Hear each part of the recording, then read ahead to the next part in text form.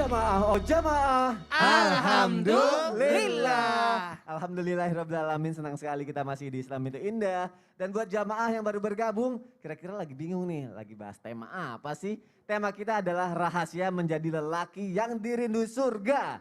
Langsung aja nih, tadi Ustadznya mau ngejelasin laki-laki yang dirindu surga adalah yang berpuasa. Puasanya puasa apa? Puasa Ramadan kan wajib. Bener. Mohon penjelasannya Ustadz, tadi kan sempat digantungin tuh. Aku jadi makin penasaran nih. Tabe guruku Ustaz Silakan, Maulana, Ustaz. Dai Raja, Mas Soni serta guru-guru kami makan Allah Subhanahu wa taala. Ba'da naqul a'udzu billahi minasyaitonir rajim. Ya ayyuhalladzina amanu kutiba alaikumus siyam kama kutiba alal ladzina min qablikum la'allakum tattaqun.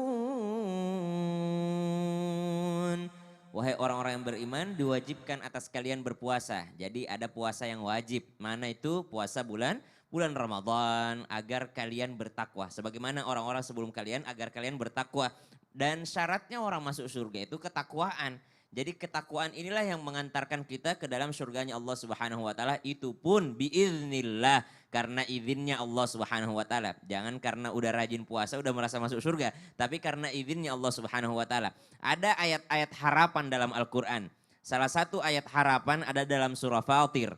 Apa kata Allah dalam surah Fatir? Bahwasanya di antara manusia pilihan ada di antara mereka yang pertama golongannya zalimul li nafsih. Kemudian golongan kedua, faminhum muqtasid, pertengahan. Ada yang ketiga, sabiqul lil khairati biiznillah. Yang pertama itu zalimul nafsi. Mereka zalim kepada diri mereka sendiri. Berkata para mufassir, siapa itu zalimul nafsi? Mereka melaksanakan yang wajib tapi tetap masih bikin dosa.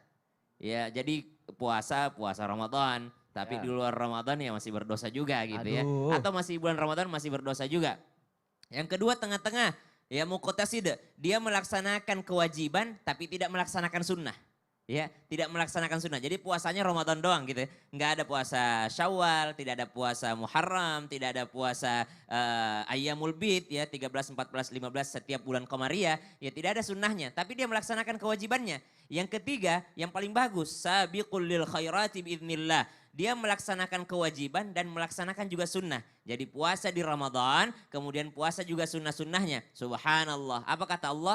Ketiga golongan ini, kira-kira kita masuk di mana, Son? Kalau saya merasa saya masuk yang pertama. Waduh. Melaksanakan kewajiban tapi masih melaksanakan dosa juga gitu ya. Iya. Subhanallah. Maka saking sayangnya Allah, makanya disebut ayat harapan, tiga-tiganya masuk surga. Tiga-tiganya masuk surga. Meskipun dia masih melakukan kesalahan, ya naudzubillahi min dzalik, orang yang meremehkan maksiat itulah orang yang tertolak. Tapi kita tidak meremehkan maksiat, tapi mungkin kita ada dosa yang tidak disengaja, ada dosa karena mungkin ya susah meninggalkannya. Semuanya masuk surga dengan rahmat Allah Subhanahu wa taala. Maka dari itu laksanakan yang wajib karena Allah Subhanahu wa taala sangat sayang kepada hambanya yang melaksanakan kewajibannya. Kapan kita berdosa? Kalau meninggalkan kewajiban. Bagaimana bisa seorang yang melaksanakan puasa itu mendapatkan surga, dirindukan surga, apalagi laki-laki? Satu, dua kebahagiaan orang yang masuk surga. Satu, kebahagiaannya ketika dia hendak berbuka puasa dan kebahagiaannya nanti ketika bertemu dengan Allah Subhanahu wa taala. Kira-kira kalau udah mau buka puasa, Son, bahagia enggak? Bahagia dong. Kenapa?